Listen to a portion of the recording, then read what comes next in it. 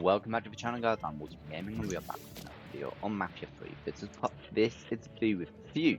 If you have not seen the walkthrough series, there will be a link in the right corner of this video to the playlist. And if you like this kind of content and you find yourself returning on a regular basis, then do hit that like button, turn the notification on, join WolfsbaneGaming by hitting my subscribe.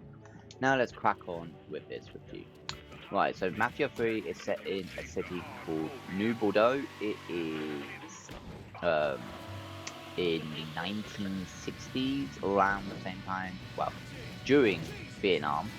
You play as Lincoln Clay, a war veteran that just returned home after serving time in Vietnam. Your whole life gets turned upside down the day you return. Your family needs help, you help them, and then you all get betrayed, and then you have to hunt down the mob that betrayed you. So you spend the entire game literally on a whole race of vengeance. You get allies, you have to turn the city against the mob by taking over their districts. The game is amazing. You do get cops on you. It's not as amazing as the other two Mafia games. Mafia 2 is still a masterpiece. There's no beat to Mafia 2 with the other two Mafia games. My favourite protagonist is still Tommy Angelo from Mafia 1. Don't get me wrong, Lincoln Clay is a great protagonist. He has character development, he has anger, he's got everything a good protagonist should have. But unfortunately, I still resonate with Tommy, so Tommy is still my favourite. Right, so this is the one and only open world Mafia game. There are collectibles, quite a lot of them. I will show you real quick. We have Playboy magazines, Hot Rod magazines, propaganda, which are communist propaganda. We got Fargos paintings. We have album covers, and then we also have Repent. And then obviously this is the map. We got Frisco Fields downtown. We got Barkley Mills. We got the Hollow. We got the Bayou. We got River Road. We got South Downs and Trick Bar Harbour. It does say I've still got one mission there and one mission down here. That is because after you finish the credits and then you click on continue game, you get brought back just before you choose what to do. In the walkthrough, I chose leave New Bordeaux. So, anyway, so the open world, so the entire city of New Bordeaux is amazing. It's fully alive. No matter what you do, you can get cops. You've got abilities such as operator, which will cut the phones, police dispatcher, which means if you're in the search area, you can actually use this and the police will stop looking. The hit squad, I never actually used this in the game because no point.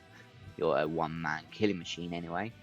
Then you've got arms dealer, which you do to get your weapons, ammo, abilities and stuff like that. You got vehicle delivery, so you can call for your car, and then concierge, which will come to you and you can give her all your money, and she'll also collect the money from your underbosses.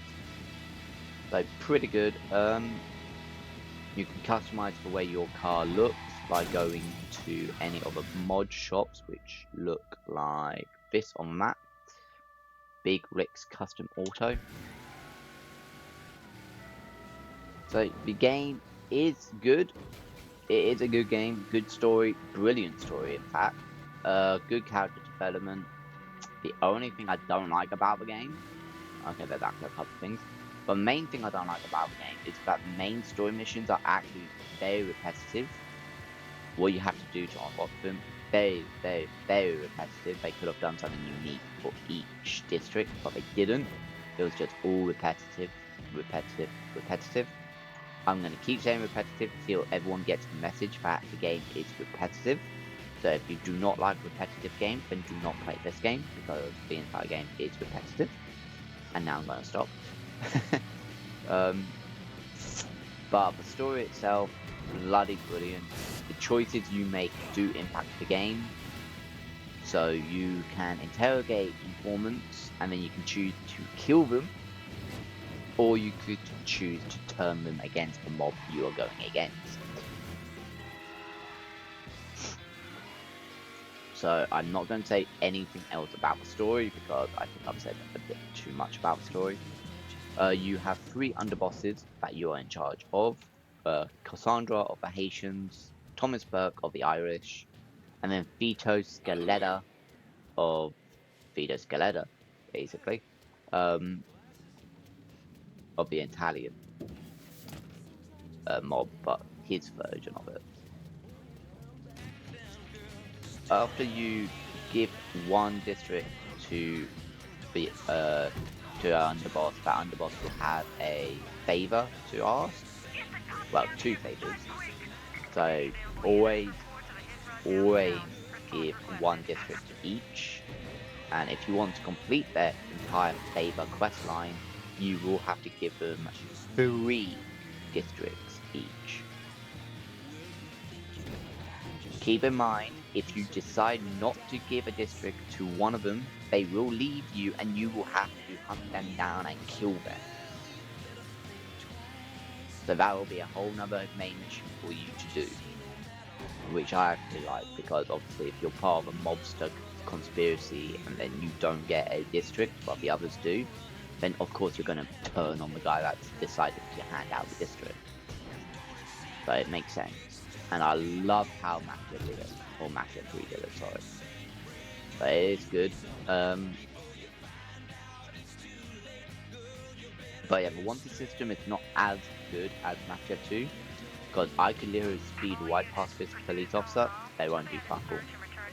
The only time they will do something is if they see you fighting, if you crash into them, if you crash into another car in front of them, if you punch them, stuff like that, then they'll come after you. But if you break the law by speeding, they will not come after you, which sucks, because obviously in Mafia 1 they did, and Mafia 2 they did.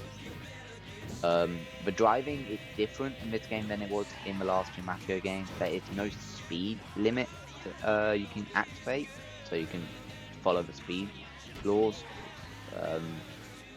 But kind of makes sense, considering you can't get speeding tickets, you can't get pulled over, you won't get wanted if you speed. So why would you want a speed limit? Not much else I can say about that. Not much else I can say about the game apart from the 3 DLCs. Definitely do as soon as you unlock them. Start with Parish Sinclair, because that is a brilliant way to make money. And then you can do Sammy's, and then, well, Sammy's renovation, which is under the Code of Blood. And then you can do the other one, No Stone Unturned. But yeah, the DLCs are brilliant, and they're not repetitive like the main game.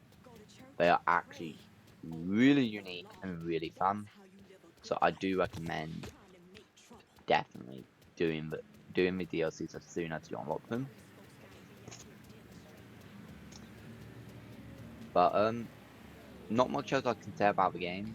Combat is very, very good. Like the shooting is good. The whole game is just great. There are 3 radio stations in the game. I only listened to one of them because the other 2 have shit songs. Well, not shit songs. They've got good songs, but terrible covers of the songs. So there's not really any point listening to them, because they're not original. They're not the original version of the song. They're literally covers, and they're not even good covers either. Anyway, I can't really say too much else about the game without spoiling too much, or without spoiling any.